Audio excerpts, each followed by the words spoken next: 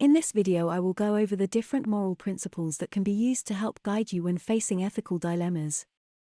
This one will examine 6 principles, but there are many more than what is actually mentioned here. So, what is a moral principle? A moral principle is a value that is held pretty universally throughout the world. Regardless of culture, religion, social background, you would be hard-pressed to find someone who said any of these things are bad.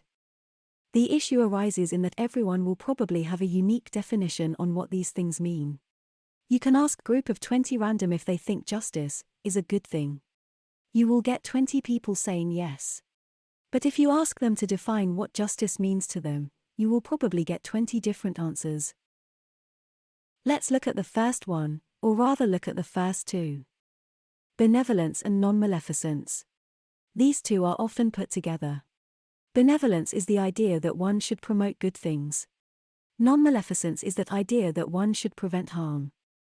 They seem simple enough, but disagreements will come on what counts as good or harm. For some, certain kinds of harm are more important to avoid than others, whereas someone might focus purely on promoting good. While they work together, they can come into conflict. Sometimes to make some good, you need to have a bit of harm. For example, some medical interventions can save a life but be very painful. Likewise, sometimes in preventing harm you also stop some good. For example, some people can enjoy drugs recreationally, without ill effects, but drugs are often banned as many people would become addicted. So, we stop the happiness some might get from them to prevent causing harm to others. Respect for autonomy is a bit more of a difficult concept. Autonomy can be seen as the ability to make the choices one wants to make.